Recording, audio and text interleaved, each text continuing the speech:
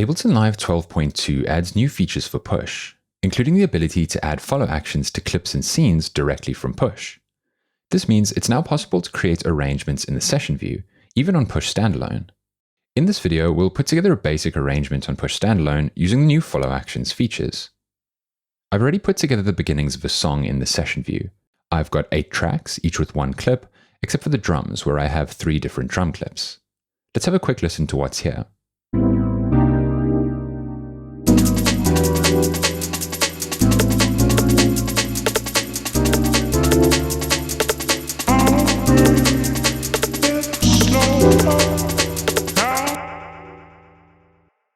The first step is to build some scenes with our clips. The scenes will function as the different sections of our song. There are many different ways to build scenes from Push, but one method I like to use is the duplicate playing clips to new scene method. As you'll see shortly, this method allows me to mix and match different clips until I find a selection I like, then duplicate all playing clips to a new scene. First, I need to make sure I'm in the scene workflow on Push. Go into Push's settings, then go to Preferences, and make sure the workflow is set to scene. Now I can start playing clips until I find a combination I like. Next, I'll select a scene below where my existing clips are by holding Select and pressing on the scene. Now, when I press Duplicate, all the currently playing clips will be copied to a new scene below the one I had selected. From here, I can add additional clips.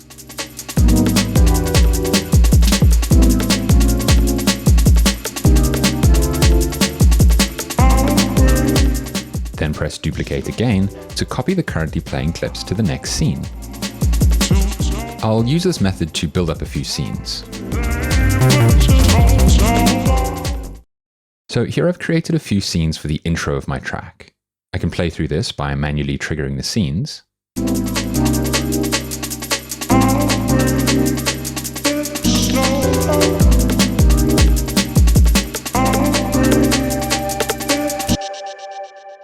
But let's see how we can create an arrangement that plays through automatically using follow actions. Follow actions are a feature of Live and Push that let you automatically launch clips and scenes based on certain conditions.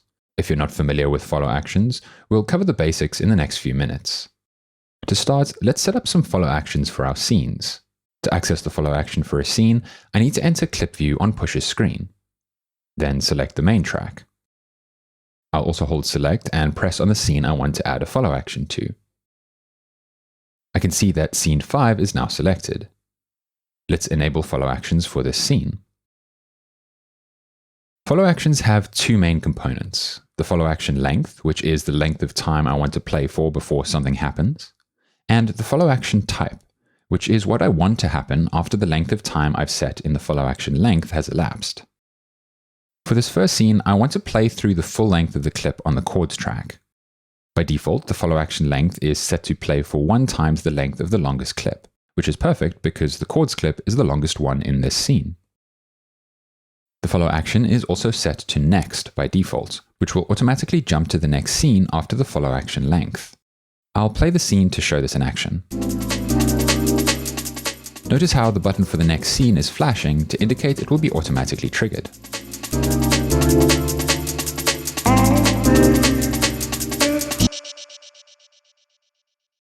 For the next scene, I also wanted to play for the length of the longest clip, which in this case is the vocal sample. So I'll hold Select and press the scene button to make sure it's selected, then enable the follow action. I won't need to change any other settings for now, and the scene should behave as I expect, playing for 1 times the length of the longest clip, then jumping to the next scene.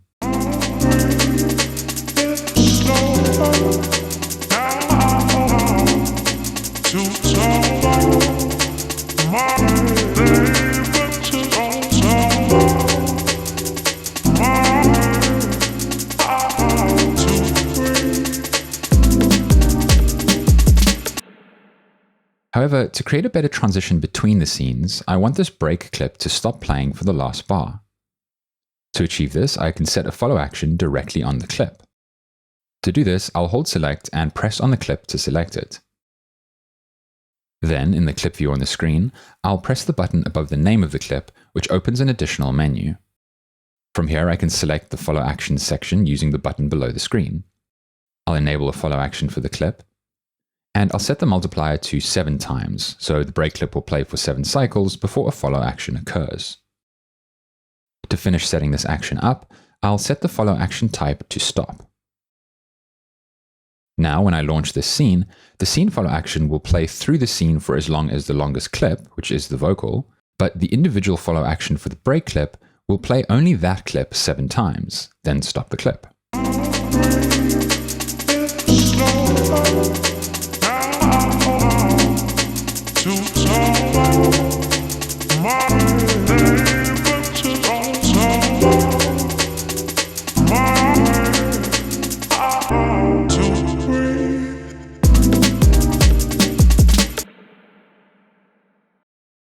I want this next scene to again play through for the length of the longest clip.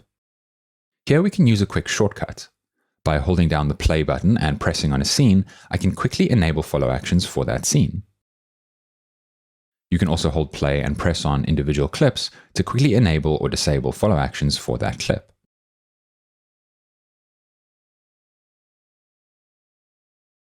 Let's re-trigger the scene to trigger this new follow action.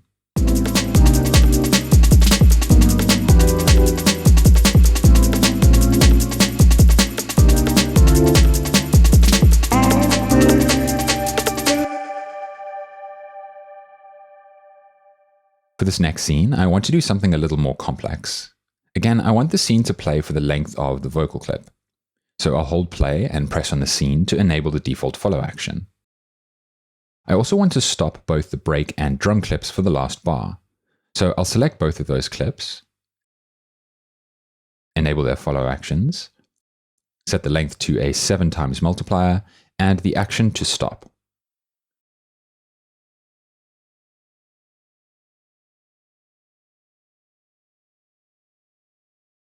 However, when these clips stop, I want to bring in this tambourine clip for only the last bar. To do this, I'll hold the duplicate button and create a copy of the tambourine clip on the scene above. I'll select the copy and go back to the main section of the clip view and turn the gain of this clip all the way down. I'll also hold Shift and tap on the clip to give it a different color so I can tell it apart.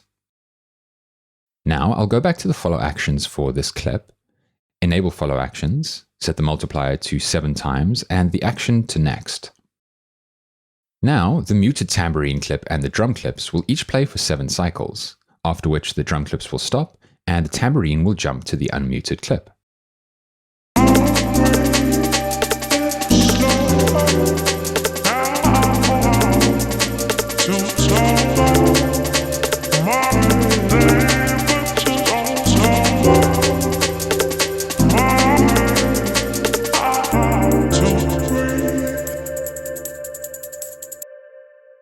You'll notice that it's doing almost exactly what I want, but there's one issue. When the scene itself gets to the end of the follow action length, it's triggering the next scene down, which is the scene containing only our tambourine clip. To fix this, let's select the scene and go back to the main channel to access the follow action for that scene.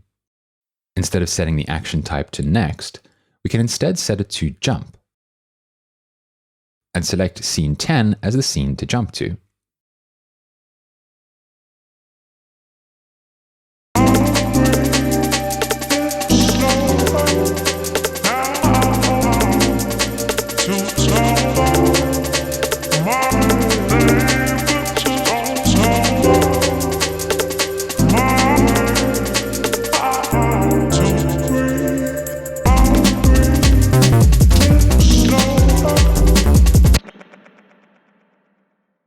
Now that we've got that working, let's play through our arrangement from the top to see our follow actions do their thing.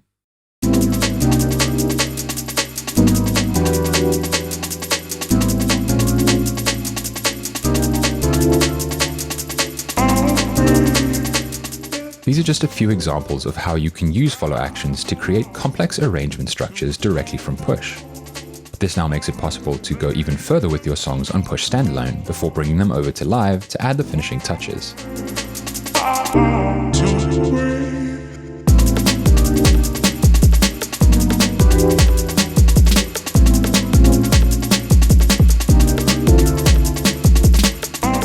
Follow actions can be used for more than just arrangement as well.